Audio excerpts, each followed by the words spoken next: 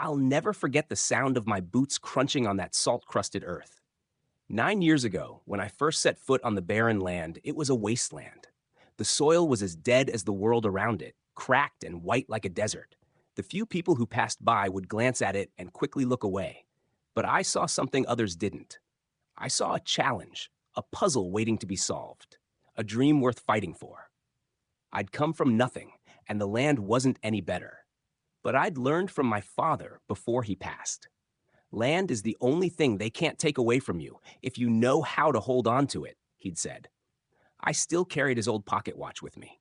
It was my reminder to never let go of my dreams.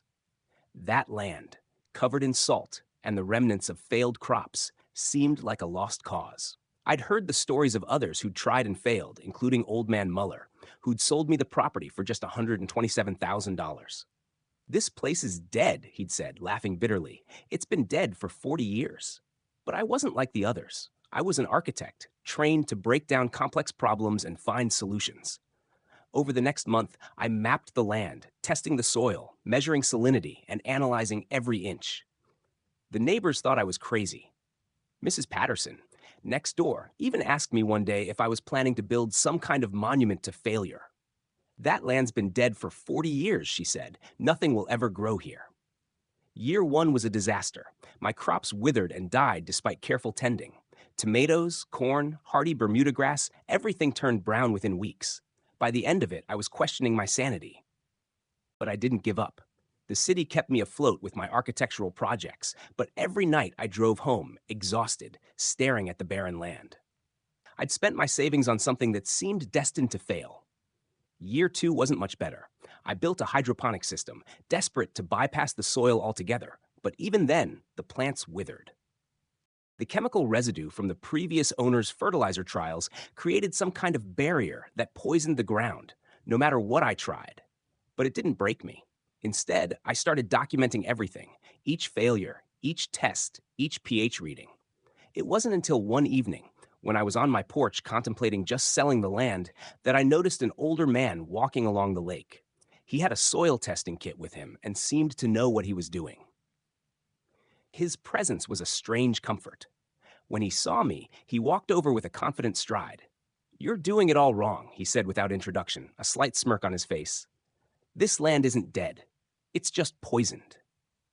His name was Dr. Edmund Mitchell, and he had been the lead scientist at the Cro-Mag Research Station, the same company responsible for the failed fertilizer trials.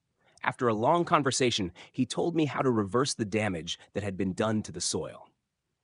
He'd spent years perfecting a formula, one that could break the chemical lock that suffocated the land. He wasn't just some eccentric hermit, as I first assumed. He was a biochemist with decades of experience. Dr. Mitchell explained that instead of fighting the contamination, we would work with it. We'd introduce enzymes to break down the polymers, use microorganisms to rebuild the soil's biology, and then plant grape varieties that could help detoxify the earth through their root secretions. It was a systematic approach, one that appealed to my engineering mindset.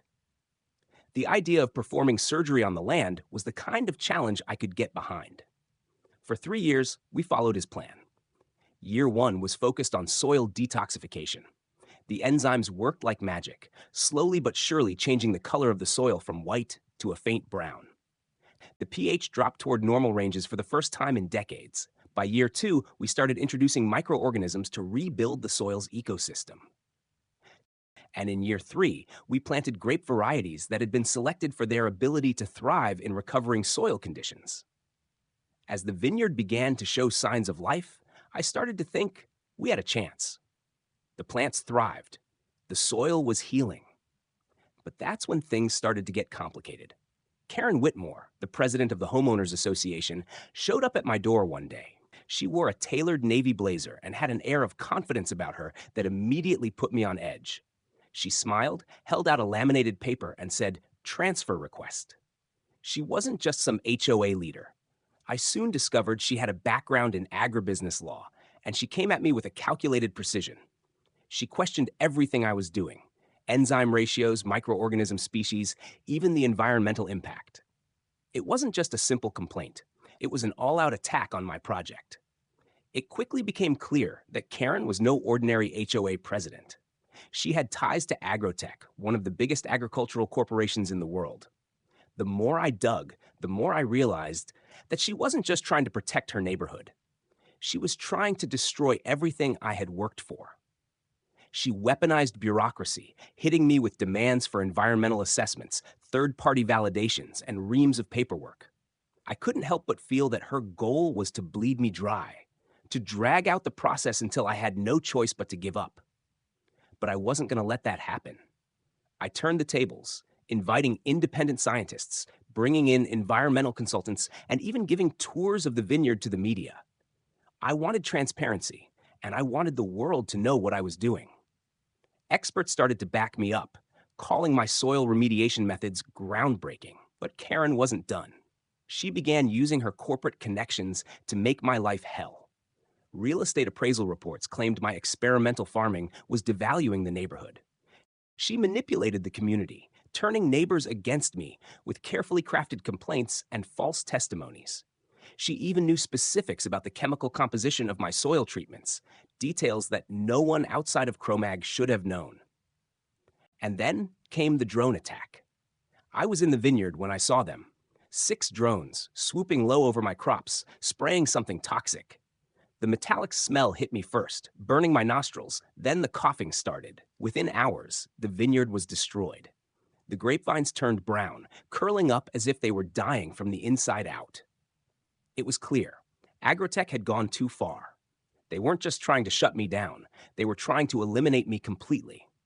But I wasn't about to let that happen. I turned to my lawyer, James Morrison, and we fought back.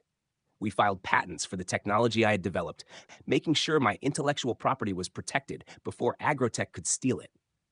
The evidence of corporate espionage, surveillance footage, stolen soil samples was undeniable. Agrotech was trying to steal not just my land, but the future of agriculture. As the pressure mounted, I refused to back down. I took to the media, turning my personal battle into a national story. The public rallied behind me, and when Karen made one last desperate move, offering me a buyout, I knew it was time to turn the tables.